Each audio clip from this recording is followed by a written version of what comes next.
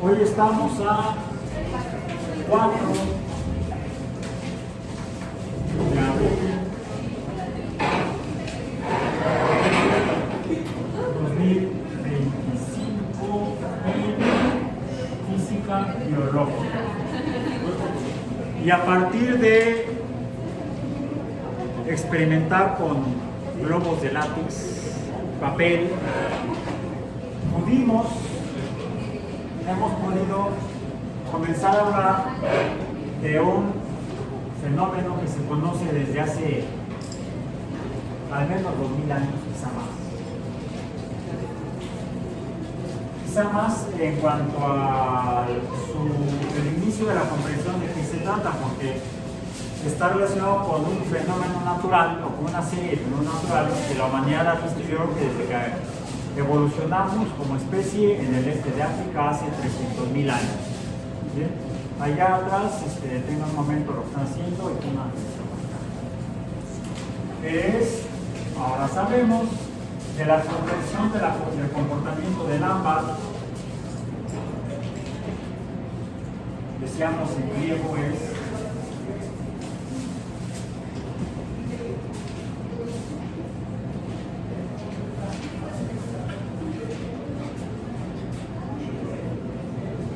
electrón, y el ámbar, que decíamos que es una resina, y el vidrio, de la interacción del ámbar y el vidrio, el ámbar una resina como el látex y el vidrio, el vidrio se conoce, que sepamos con información precisa, desde tiempos de la cultura fenicia en la costa este del Mediterráneo, en particular en la costa este del Mediterráneo, porque los fenicios, a partir de materiales que encontraron en las playas, caen las playas arena, en la que hay compuestos, las arenas están formadas principalmente por roca sílica, silicio, entre otras. Como está cerca de la playa, pues también hay las sustancias que están disueltas en el agua de mar, como que sales alcalinas como cloruro de sodio, bien, de ahí el sabor salado del agua de mar. A partir de esos materiales de los cuales se obtiene el vidrio, o se encuentra el vidrio de manera natural, asociado a fenómenos que producen mucha energía térmica, calor, y pueden provocar que algunas sustancias como las arenas de las playas se vitrifiquen, se transformen en vidrio. Pues eso nos está hablando de qué es el vidrio. Son materiales que se obtienen o se forman a partir de procesos que involucran sales que encontramos en las playas y otros minerales como los minerales que presentan silicio. Si le preguntan a un químico que se dedica al vidrio, le dirá que son silicatos, compuestos de silicio, y que suelen tener asociado químicamente compuestos alcalinos, elementos alcalinos, como el sodio, como el potasio. Aquí tenemos una tabla periódica aquí en el aula de laboratorio, donde podemos identificar la posición de cada uno de estos elementos. El silicio, ¿dónde está? Del lado derecho de la tabla periódica, diseñada originalmente por Mendeleev, químico ruso. El silicio está del lado derecho de la tabla periódica. ¿Junto a cuál elemento? ¿O junto a cuáles elementos? Está el silicio, a su izquierda está el aluminio, a la derecha el fósforo, arriba el carbono y en diagonal arriba el boro y el nitrógeno. Interesante. El sodio, el cloruro de sodio de la sal común está del lado izquierdo, no del lado derecho. El sodio está identificado como un metal, ¿sí? En cambio el silicio es un no metal. ¿Qué son los metales? Bueno, junto al sodio, abajo del sodio está el potasio. Entonces ya empezamos a identificar propiedades de elementos químicos que se conocen desde la antigüedad. El silicio, el sodio, el azufre, el fósforo, se conocen desde la antigüedad. Por cierto, está el silicio a la derecha del fósforo y a la derecha del fósforo el azufre, precisamente.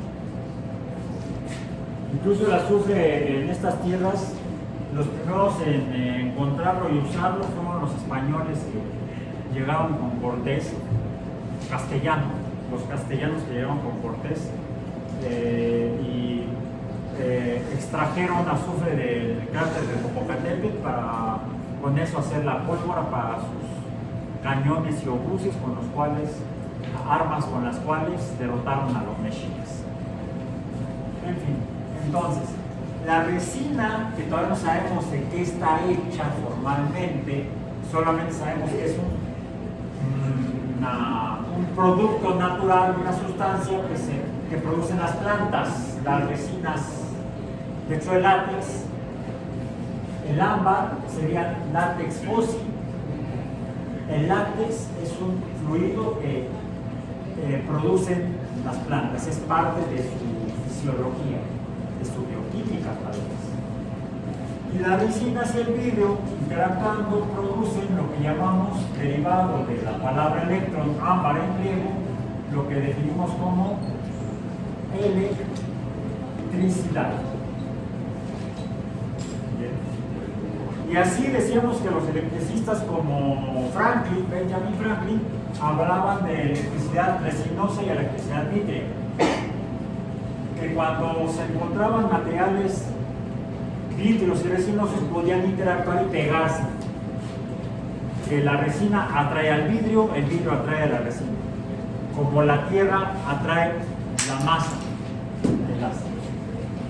de la materia. La masa terrestre atrae a la masa de la materia. Y entonces se juntan. Por supuesto se mueve la más pequeña. Cambia su posición en el espacio en un sistema de referencia a la más pequeña. La Tierra tal vez no se esté moviendo, aunque ya ven que hasta un sismo provocamos en alguna ocasión. Bueno, entonces, también vimos así que la resina, el látex, podía provocar el movimiento de una masa menor que sería la de papel o incluso el vidrio. Ya vimos que el vidrio puede atraer al papel. Y así entonces la electricidad la definimos como una fuerza.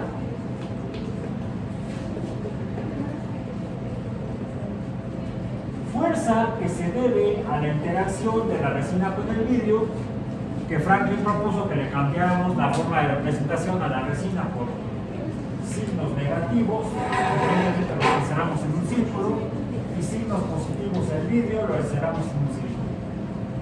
Entonces, serían estas a las que en conjunto llamamos cargas. Y le llamamos cargas quizá porque la resina sola, sin que nada le suceda, pues no produce este fenómeno de unión o de interacción o de movilización del papel, por ejemplo. Tuve que frotarlo, tuve que hacerle algo, como si le tuviera que poner algo al globo del látex. Al ponerlo, lo cargo. De ahí que le llamemos cargas resinosas o vítreas, o cargas negativas y positivas. Negativas a las resinosas, positivas a las vítreas. Las podemos representar con la letra Q a las cargas, y entonces sería la carga supraíndice negativo, la resinosa, Q supraíndice positivo, la vítrea. Y vemos que esta fuerza, a la que llamaríamos fuerza subíndice E o eléctrica, pues depende de la presencia de cargas que pueden ser positivas y negativas. Si son diferentes, vítreo resinoso, negativo positivo, vimos que se atraen, se comporta como la gravedad, e incluso se comporta matemáticamente como la gravedad, porque depende esta fuerza de la distancia que separe a estas cargas, pero en forma cuadrática. Se parece, dijimos, a la fuerza de gravedad. Y así como mencionamos que Cavendish calculó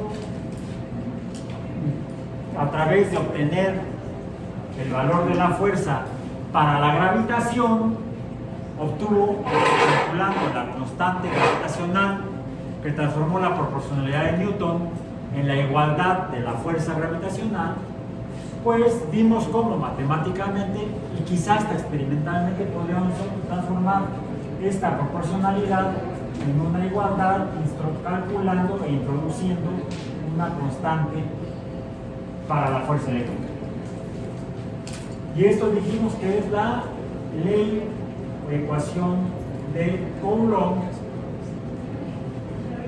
que nos permite calcular la magnitud de la fuerza vectorial con la que dos cosas con carga eléctrica distinta se atraerían, o como lo vimos con dos globos, dos cosas con cargas iguales, a diferencia de la gravedad, se separan, se repelen, se alejan una de la otra, con esta magnitud de fuerza dependiendo de la cantidad de cargas iguales que hubiera.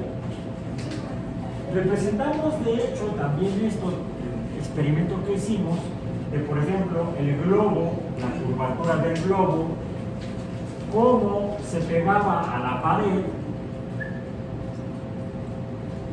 después de que yo lo frotaba, en una pared que tendría una superficie vítrea, por lo tanto positiva.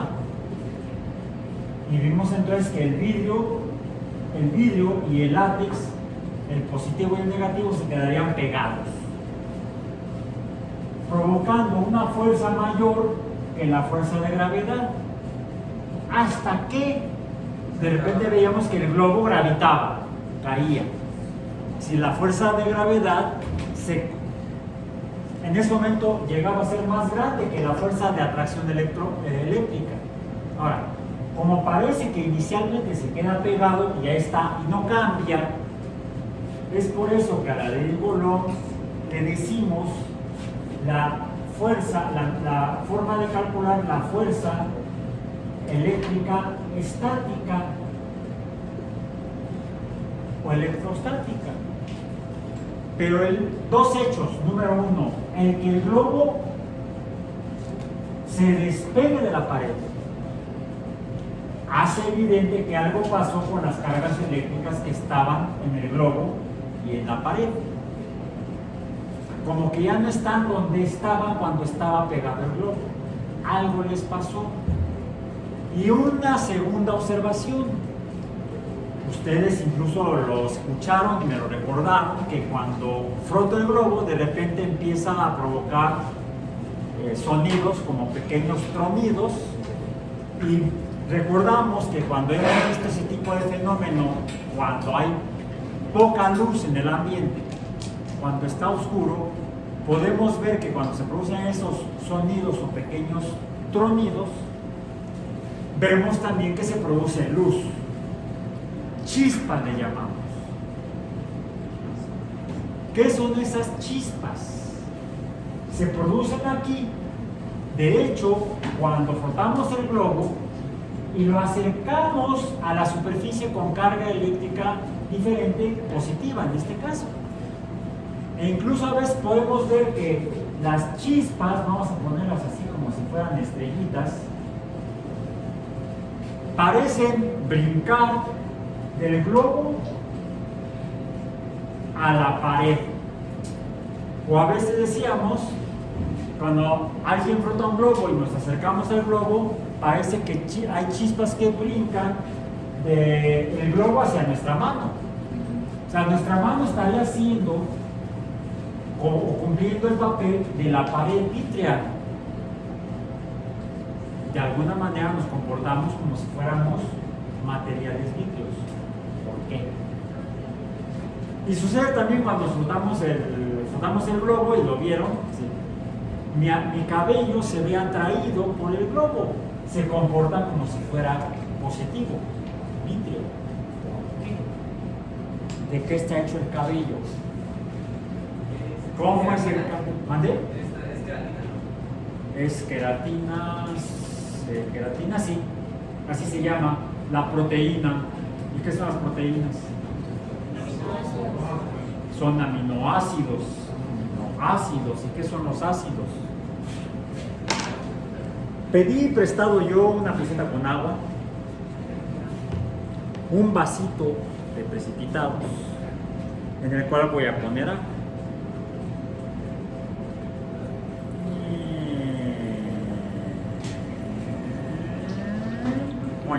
Ok, hasta aquí. Eso ya lo vimos, ya hablamos de ello. ¿Bien? Bueno. Entonces,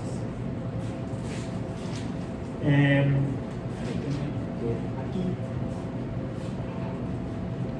efectivamente hay una fuerza que se describe por la ecuación de Coulomb, fuerza eléctrica estática o electrostática, que es la que explica por qué el globo no cae. Es una fuerza que tiene que ser mayor que la fuerza de gravedad. La explicamos mediante las cargas, no mediante las masas, son cargas. Mientras más cargas hay, más tiempo va a durar pegado el globo a la pared vítrea, más estará presente esta fuerza estática. Pero vemos que finalmente el globo cae.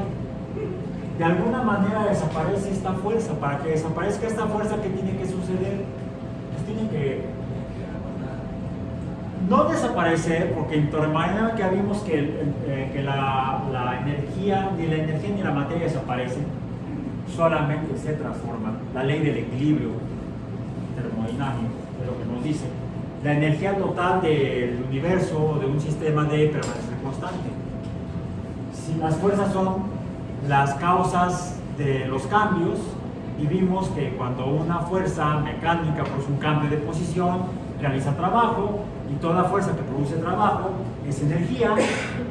Por lo tanto, si la energía se debe conservar, la energía mecánica, pues lo mismo debemos esperar de las demás energías que causan las demás fuerzas. La fuerza mecánica provoca trabajo mecánico, pues la fuerza eléctrica, esta de Coulomb, debe provocar cuando el papel se mueve. De hecho, por eso hay un trabajo mecánico, pero que se debe a la existencia de las cargas eléctricas. Le llamaríamos entonces ese trabajo mecánico es consecuencia de una fuerza eléctrica, sería entonces un trabajo eléctrico. Finalmente, la causa es la carga, o más bien las cargas diferentes o la diferencia de cargas. Si es atracción, si es repulsión, sería la presencia de esas cargas iguales. Bueno, pero entonces algo debe estar pasando con estas cargas que están aquí. No desaparecen, no puede desaparecer. ¿Qué puede estar pasando? La presencia de la chispa y el aparente movimiento de la chispa nos permite tratar de explicar qué podría estar sucediendo. A ver, las chispas van del globo a la pared y el globo tenía cargas eléctricas. ¿No serán las chispas las cargas eléctricas? Tal vez, es una explicación que deberíamos demostrar a través de algún experimento, hasta ahorita es solamente una posible explicación o en ciencia una hipótesis. Una hipótesis es una explicación probable, es decir, que se debe probar. Eso es la hipótesis. Las chispas pueden estar asociadas a las cargas eléctricas o incluso ser las cargas eléctricas. Y entonces la electricidad se podría ver, sería luz. Podremos decir entonces, ya vimos o llegamos a la conclusión a la semana pasada que la luz es un tipo de onda. Porque tiene, a lo mejor serían de estas partículas negativas.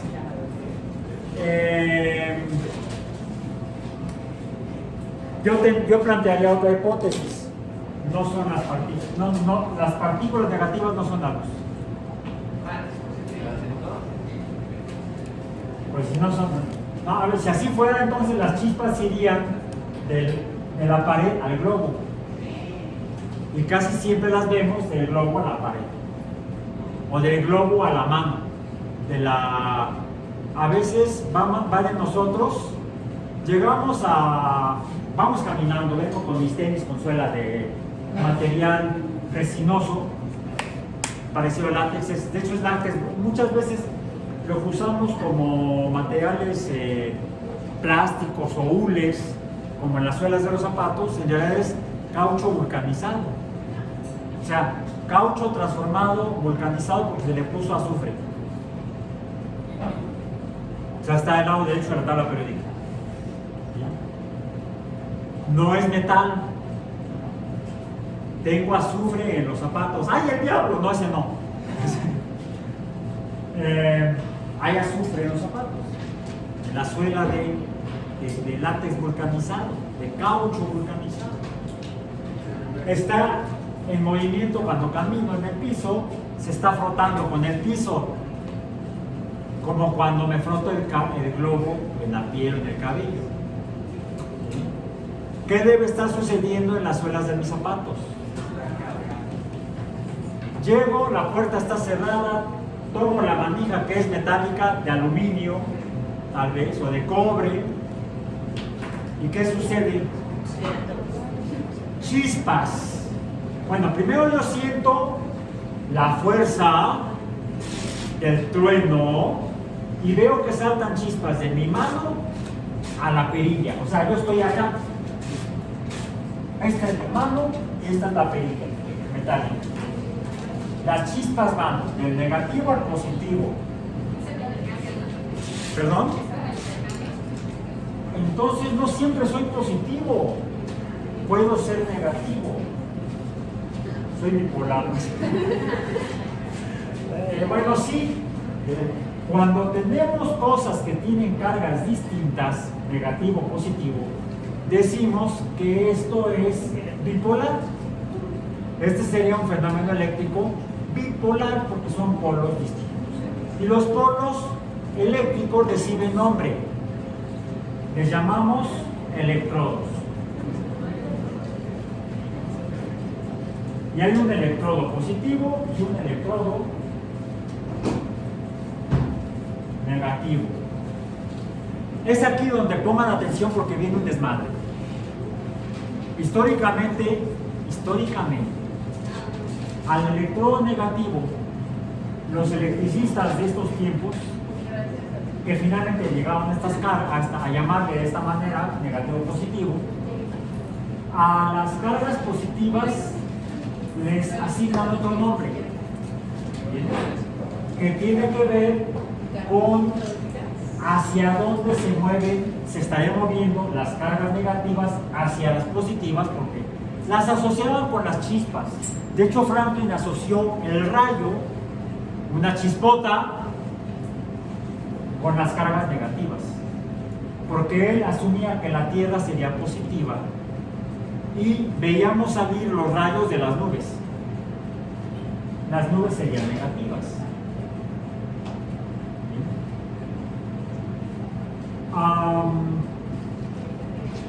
Al electrodo donde están las cargas negativas se le llegó a llamar cátodo. porque asumían que era la partícula negativa se movía hacia el lado positivo. Recibió entonces el nombre de que recibiría el electrodo positivo.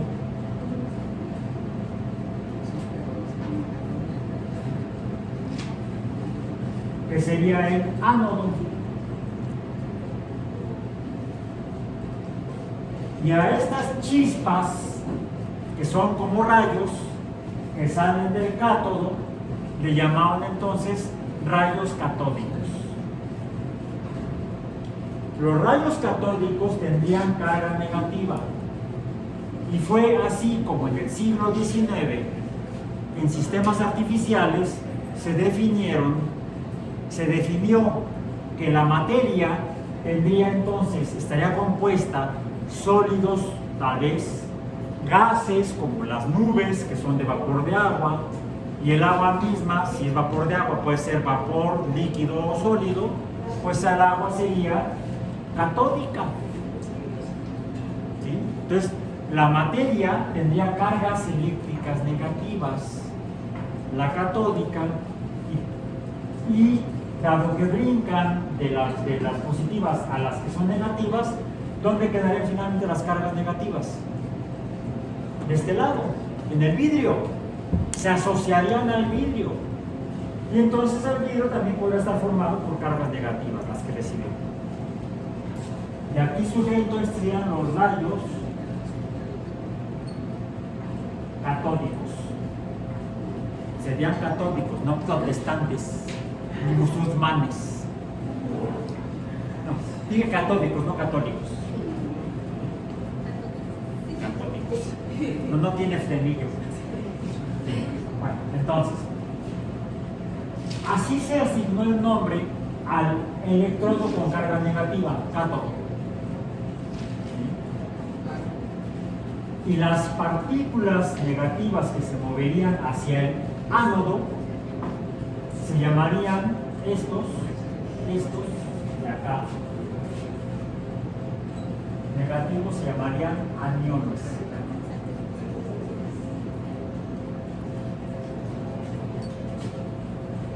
Las cargas entonces positivas, ¿cómo se llamarían? Cationes. Entonces, los aniones viven en el cátodo y viajan al ánodo. Los cationes, las cargas positivas, vivirían en el ánodo y viajarían hacia el cátodo. Entonces, el electrodo recibiría el nombre de la partícula que recibe. El cátodo recibiría cationes, el ánodo recibiría aniones. Bien. Esto es siglo XIX. Y entonces se descubre, después de que Dalton define la teoría atómica en la primera década del siglo XIX, donde dice la materia sólida, líquida o gaseosa está formada por partículas pequeñas indivisibles llamadas átomos, la teoría atómica, en la nueva filosofía química de John Dalton, en 1806 creo, o 1800, por ahí 1806 creo que se publica la nueva filosofía química de Dalton. Resulta que Dalton estaba incompleto su explicación, porque sí habría algo en los átomos, cargas negativas. Cargas negativas que tendrían carga eléctrica, que serían los portadores de la carga eléctrica negativa. ¿Qué son los aniones? Portadores de la carga eléctrica negativa. Serían entonces los electrones. Estos serían electrones que existen en la superficie de la materia a la que se manifiesta cuando la frotamos. Los electrones se manifiestan cuando los frotamos la materia. Se acumulan electrones que pueden brincar al ánodo. produciendo entonces un movimiento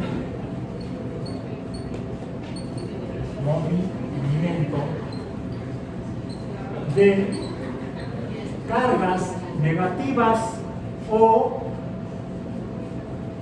electrones. Y hablaríamos entonces de una corriente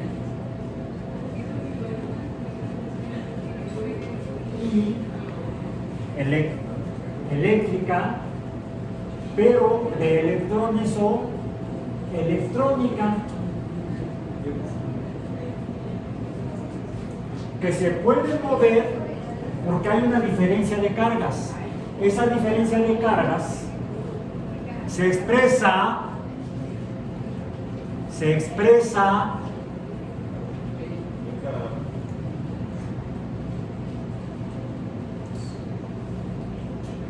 de la siguiente manera. La fuerza eléctrica, en realidad, es esta fuerza eléctrica entre la cantidad de cargas que haya, positivas o negativas, electrónicas o catiónicas.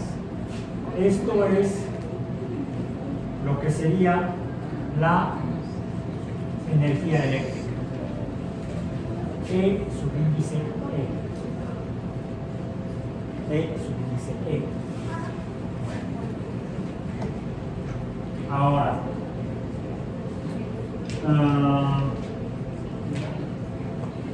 bien.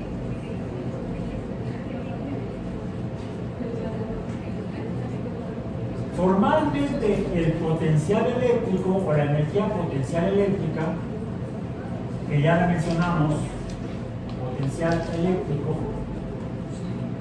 lo definimos como epsilon, pero este es la diferencia de energías, o delta E. Esto sería positivo negativo. Si tengo Qs negativas, va a haber una energía negativa, y si tengo Qs positivas, va a haber una energía positiva. La diferencia entre ambas, delta E, entre Q, no F entre Q, sino esta diferencia entre Q es el potencial eléctrico, la diferencia de cargas. Se parece a esta ecuación, pero no es idéntica. Vamos, de la ecuación de Coulomb pasamos a la ecuación de energía eléctrica, a la ecuación de potencial eléctrico. Y formalmente, este es el voltaje, que es finalmente la fuerza que va a ser la responsable de que las cargas se muevan. Por lo tanto, el voltaje es el responsable de la corriente eléctrica. ¿Qué tan grande va a ser la corriente eléctrica? Va a depender de la magnitud del potencial eléctrico o voltaje. Esto es el voltaje.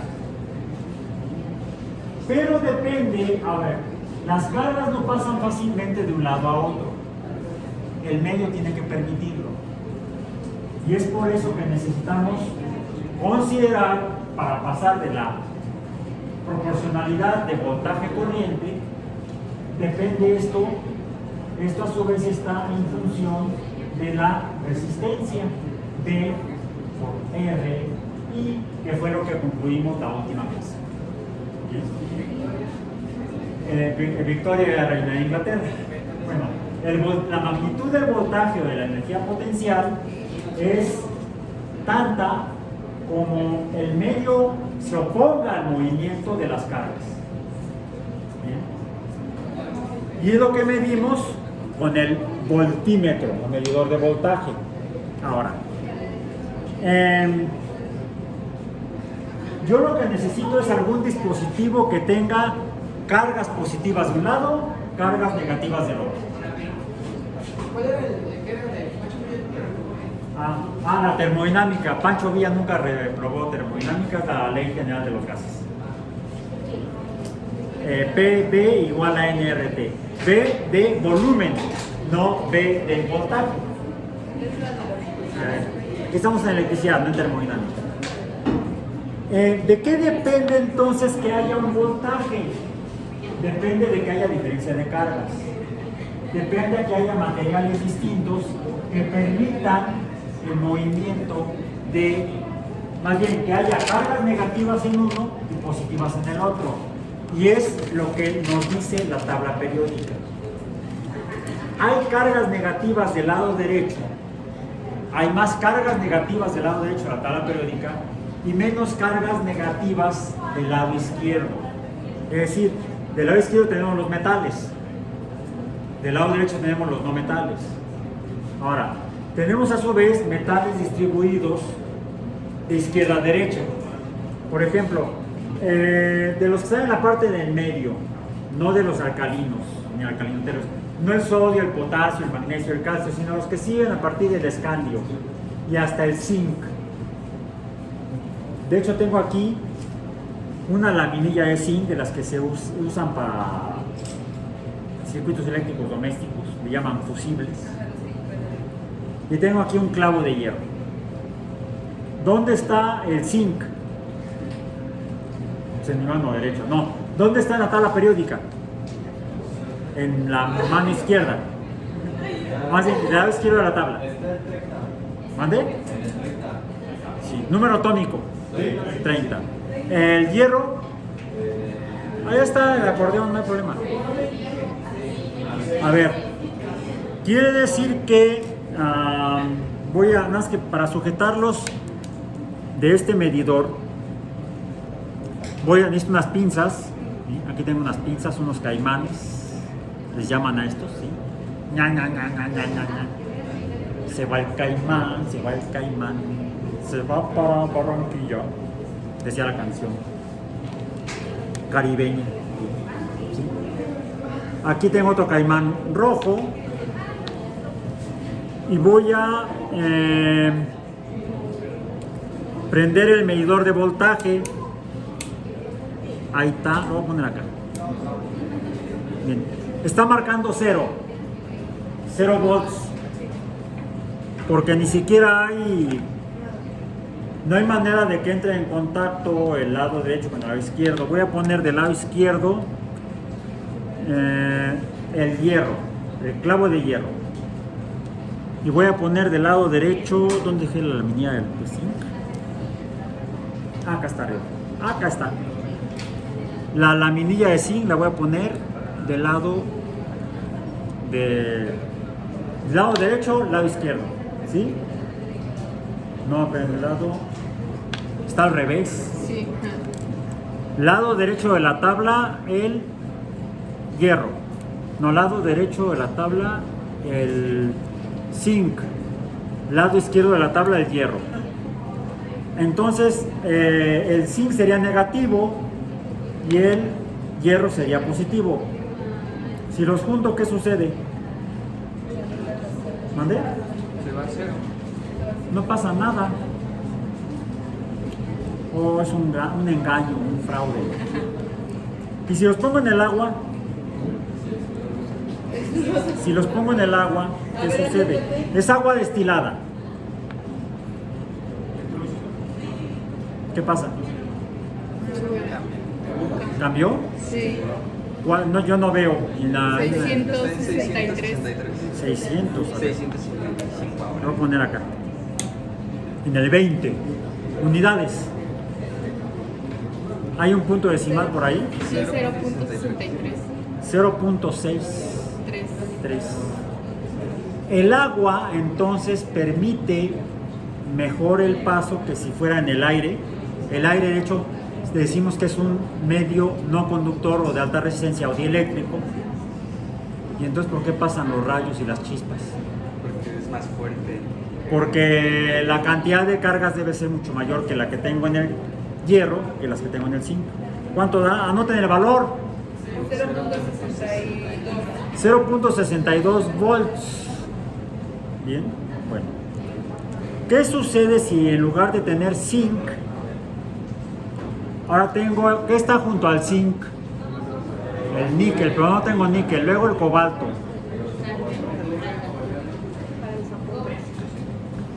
El cobre. Ah, es cobre, ahora no era cobalto, era cobre. CU es que no veo bien. Sí, cobre, ¿no? Aquí tengo un alambre, un fragmento de alambre de cobre.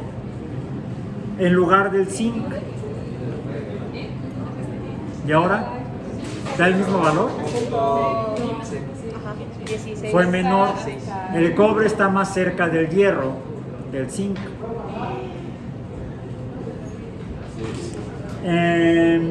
Ahora, voy a cambiar el zinc del cobre por un metal que está a la derecha del zinc. Aluminio. ¿Y ahora? 0.24, 23, 22, 21. 20. Pero, ¿qué hay del lado izquierdo del display? Pero es menos. Es negativo. Negativo, ajá. O sea, aquí entonces es al revés. Las cargas se estaban moviendo, las negativas que estarían en el cobre, en el zinc y en el cobre, hacia el hierro. El cobre y el zinc serían entonces los cátodos y el hierro sería el ánodo, de acuerdo al modelo del siglo XIX. ¿Ok? Bien. Y cuando pongo el aluminio, pues le pasa como me pasó a mí con la mano, que yo podía, mi mano habría sido inicialmente el ánodo, respecto al globo, pero respecto a la perilla se convierte en cátodo. Entonces ahora el cátodo es el hierro y el ánodo es el zinc, el aluminio, porque el aluminio es más negativo que el hierro. Pero O sea, primero estaba en 0.20 y ya después bajó hasta 0.09. porque las cargas se están moviendo. Lo primero que medimos es cuando están en contacto y apenas empiezan a mover las cargas negativas. Se cayó otra. Ahorita vemos. ¿Qué es esto? Esto es lo que llamamos, a ver, Dalton decía que la materia está formada por átomos.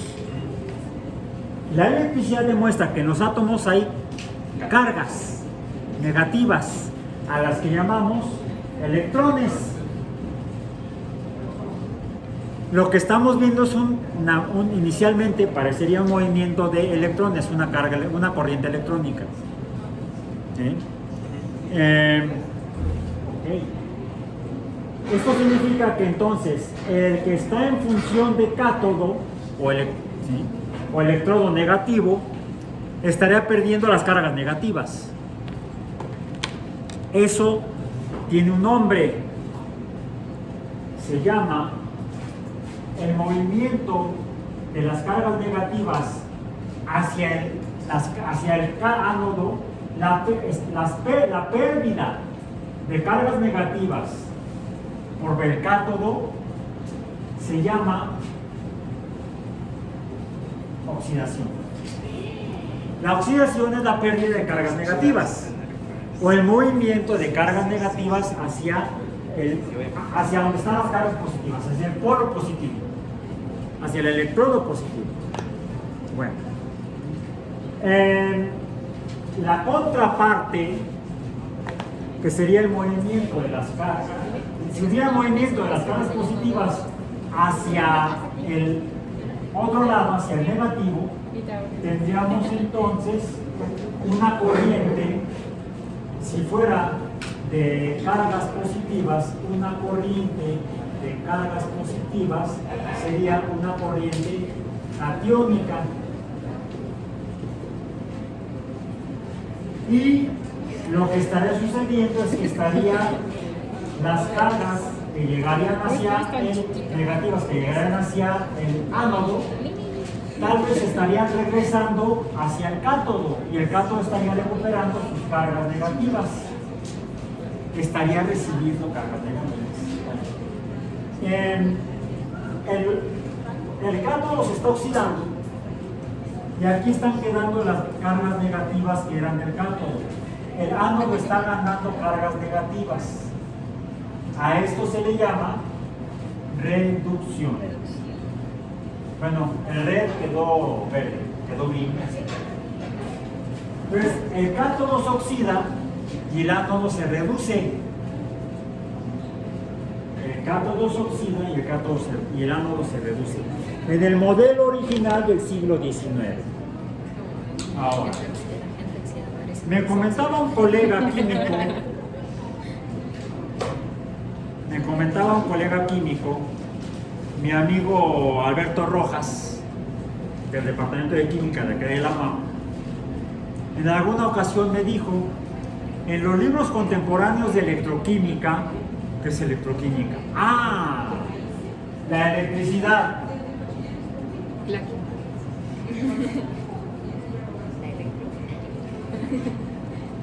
La electricidad nos explica los cambios en la materia. Ese es motivo de estudio de la química. La química se explica mediante la electricidad y a eso le llamamos electroquímica. En los libros contemporáneos de electroquímica que hablan de esto, el cátodo se define con el electrodo en donde ocurre la reducción, ya al revés. Este sería entonces, en términos de los libros contemporáneos, el cátodo. Yo partí del concepto de rayo catódico, así le llamaban en el siglo XIX. Del cátodo salían rayos, en el cátodo había cargas negativas que estarían asociados a los rayos catódicos y se asociaban los rayos catódicos con la existencia del electrón. Dijeron los químicos en el siglo XIX y los físicos, la materia tiene electrones y la evidencia son los rayos catódicos, que van del cátodo al ánodo. Bueno, siglo XXI,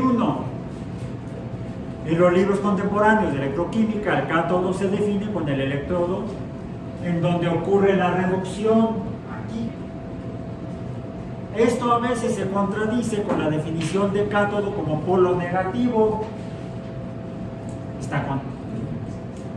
al cual son atraídos. Puede suceder que las cargas positivas o cationes se muevan efectivamente hacia el polo negativo, llamémosle ya. Hay una bronca con cómo le llamamos, cátodo, ánodo, podemos llamarle electrodo negativo, electrodo positivo, o polo positivo, polo negativo. Y nos ahorramos las palabras de cátodo y ánodo. Bien, y así ya no nos hacemos tantas vueltas. Y de ánodo como polo positivo, al cual son atraídos los aniones.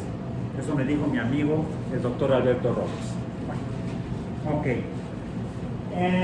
Entonces nos quedamos con el siguiente hecho. Hay dos electrodos siempre que hay cargas eléctricas separadas. Uno negativo y uno positivo. Por eso que le llamamos un fenómeno dipolar con D, para no confundir con la psicología de bipolar. Eso es lo que usamos para otros conceptos. Entonces, siempre que tenemos polos negativos y polos positivos, del polo negativo donde están los aniones, estos se pueden mover cuando son electrones al polo positivo y le llamamos corriente electrónica. Eso ocurre en estado sólido, en materia en estado sólido. ¿Qué ocurrió aquí en el medio líquido, sobre todo acuoso, en el agua?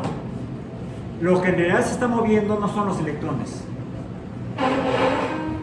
sino que está moviendo los átomos completos con su carga eléctrica más importante.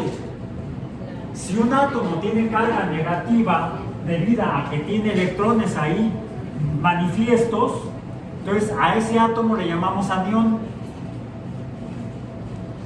Y si un átomo tiene carga positiva, le llamamos catión. Y entonces, en medio líquido, en solución, cuando observamos corrientes eléctricas. Estas corrientes van a ser catiónicas o aniónicas dependiendo de qué es lo que se esté moviendo. Y de hecho se están moviendo los dos. Del polo negativo, ¿quién era? El hierro. No, mentira, inicialmente déjenme ponerle el zinc, decíamos. Regresamos al zinc. El zinc sería el negativo. Y del zinc estarían saliendo cargas negativas o aniones hacia el hierro. Y esto nos lo indica el signo del voltaje.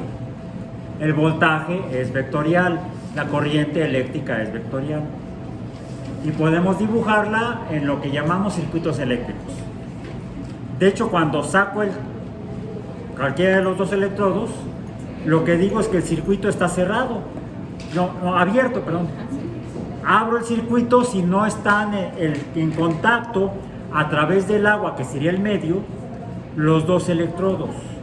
Cierro el circuito cuando permito el paso de la corriente, en este caso a través del agua, y en medio líquido, que es como están los seres vivos, los tejidos biológicos, lo que se mueven son cosas con carga eléctrica, en general iones.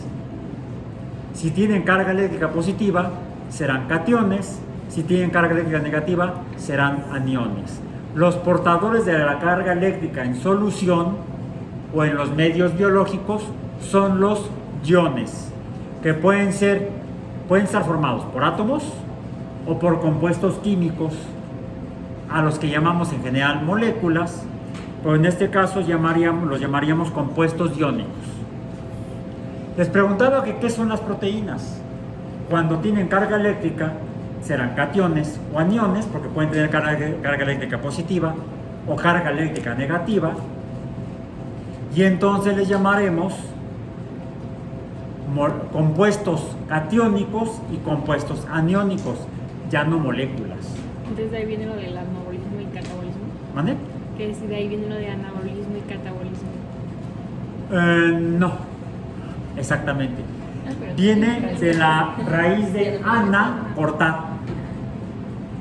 En el anabolismo, los compuestos bioquímicos se rompen, es como anatomía, o como así, en anatomía o en análisis, cortamos y separamos. En síntesis, juntamos y pegamos ideas. En un análisis, desprendemos los conceptos de una explicación o hipótesis.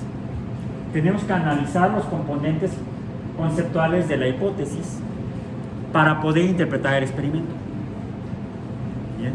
Entonces, como hipótesis es que lo que mueve las cargas eléctricas, que pueden ser electrones, en medio líquido no son los electrones sólidos los que se mueven con su compuesto químico, sea átomo o molécula.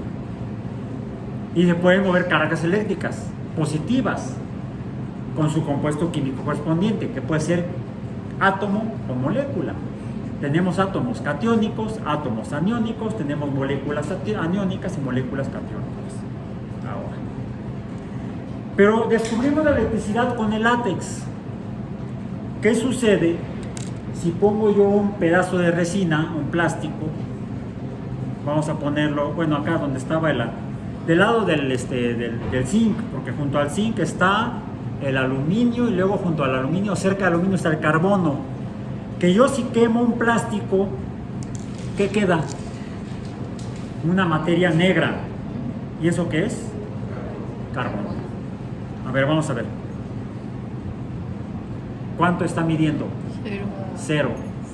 El carbono no es un buen conductor. El látex no es un buen conductor. Por eso es que se comporta como material electroestático.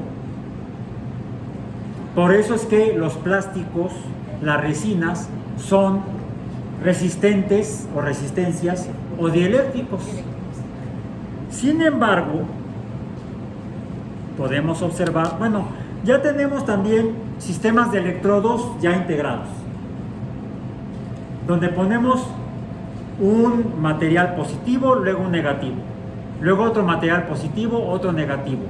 otro positivo, otro negativo. Apilados, hemos formado una pila. De ahí, de que están apilados. Volta así lo hizo, apilando monedas. Pero en medio, ya vimos que cuando junté yo el clavo con la laminilla de zinc, no vimos ningún movimiento de corriente eléctrica. Necesitamos un facilitador, un medio conductor. Lo que usó Volta fue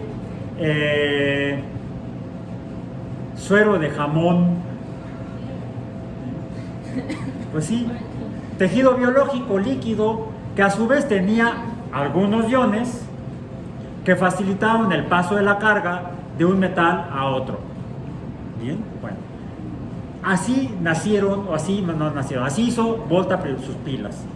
Vamos a medir la diferencia de potencial eléctrico o voltaje entre el cátodo y el ánodo, entre el polo positivo y el polo negativo. Más es positivo, menos es negativo, decía Woody. En esta pila, ¿cuánto es lo que está midiendo? 85. Punto 85, ya no tiene tanto como tenía originalmente. ¿De cuánto se supone que es? De 1.5 volts. De níquel, no sé qué más. Níquel y otro metal. A ver, tengo dos de estas. Las voy a juntar, como dicen que se tienen que juntar. Negativo, positivo, luego otro negativo y otro positivo. Déjenme quitar de aquí el agua. Bien. ¿Qué sucede cuando ahora mido el voltaje? ¿Cero? Bueno, ya. 1.83. Más o menos el doble. ¿Sí? Quiere decir que el voltaje se suma. Es más, ¿qué pasa si pongo positivo, positivo?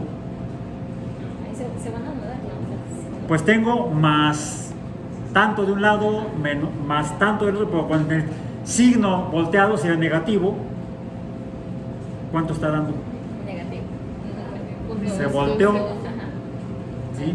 Porque de hecho estas dos pilas, aunque se supone que debían ser iguales, al no usarlas igualmente, una todavía tiene más que la otra. Bien.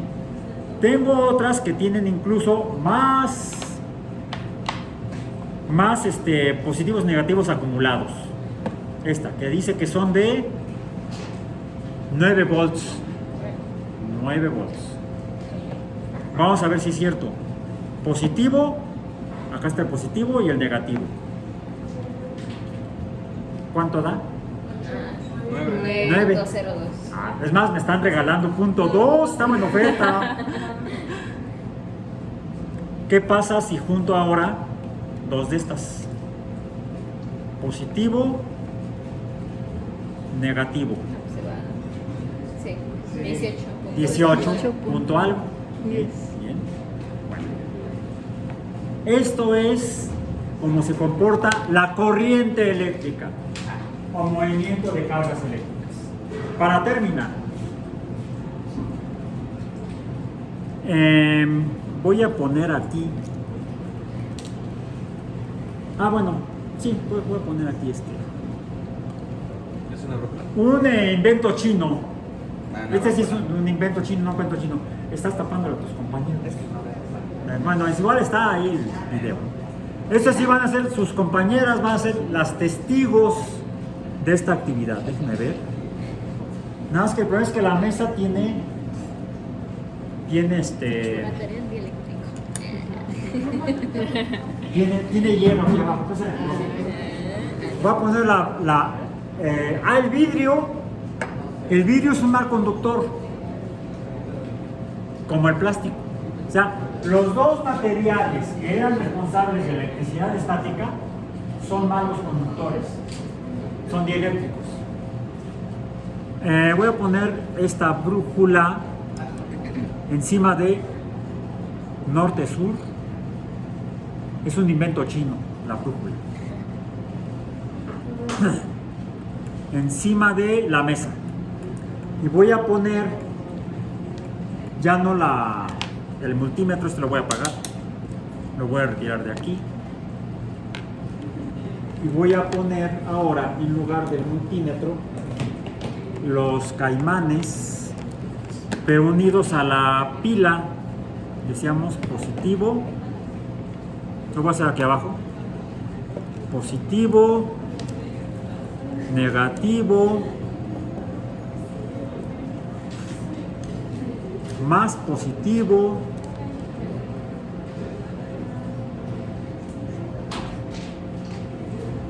ahí está, y más negativo. Y van a decirle a sus compañeros qué sucede cuando yo pongo el cable negro de donde viene la carga negativa. Es más, ayúdenmelo tantito, por favor, así. Ahí está. A ver, estoy poniendo en la misma dirección que está la aguja de la brújula, bien, el cable negro por donde pasaría la corriente eléctrica del polo negativo al polo positivo. Bien, vean, sus compañeros van a decir qué van a ver cuando yo cierro el circuito. ¿Qué pasó? Se movió la aguja. La aguja se movió, y no solamente se movió, sino que la aguja que apunta al norte se movió ¿hacia dónde? Hacia el este, hacia la derecha, digamos, o a favor del sentido de las manecillas del reloj. ¿Qué sucede si ahora invierto la pila? Y vemos que el voltaje, si lo cambio, cambia la dirección de la corriente eléctrica. Voy a cambiar ahora entonces la pila para que la corriente se mueva al revés. Se habría estado moviendo respecto a la brújula de sur a norte, ¿sí? Sí, negativo positivo, ¿sí? De sur a norte. ¿Qué pasa si ahora invierto la pila? Se va a mover a través del alambre de norte a sur. Se movió otra vez, pero ahora la aguja se movió hacia la izquierda, hacia el oeste, o en contra del sentido de las manecillas del reloj. Al cambiar la dirección de la corriente, la aguja de la brújula se movió al revés. ¿Qué ocurrió? Lo hablaremos el lunes. Por hoy termino mi parte. Van a hacer ustedes la siguiente actividad. Chale. Y ni modo, no se enterará en el video.